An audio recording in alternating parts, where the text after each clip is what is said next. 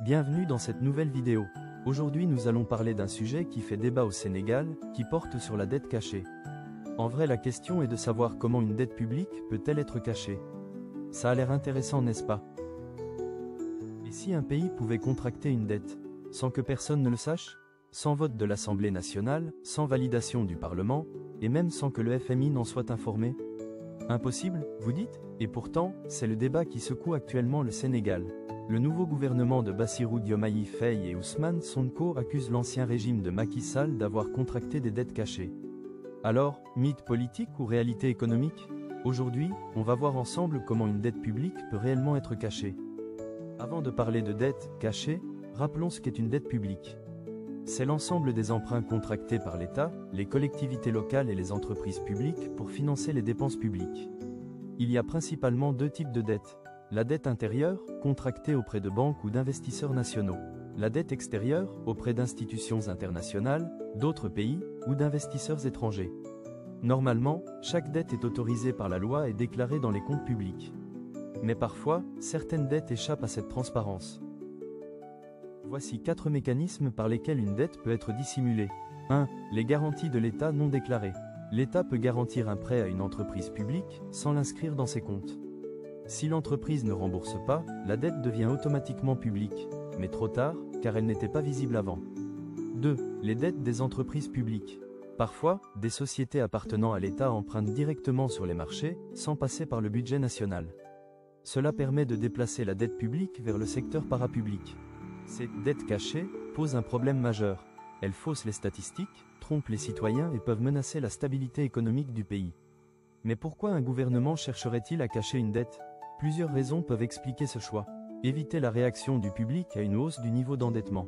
Contourner les limites légales ou budgétaires imposées par le Parlement ou la Constitution. Financer des projets sensibles ou stratégiques sans contrôle politique. Garder une image positive auprès des bailleurs et maintenir la confiance des marchés. Cacher une dette peut donc être une décision politique à court terme, mais aux conséquences économiques lourdes. 3. Les accords de financement hors budget.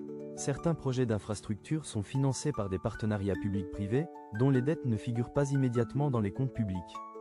4. Les dettes contractées via des établissements financiers étrangers. Par exemple, des prêts bilatéraux ou des lignes de crédit contractées sans passer par les institutions internationales, ce qui échappe parfois au radar du FMI ou de la Banque mondiale. Dans ces cas, la dette existe, mais elle n'apparaît pas clairement dans les statistiques officielles. C'est ce qu'on appelle une dette cachée. Alors, une dette publique peut-elle être cachée? Oui, c'est possible.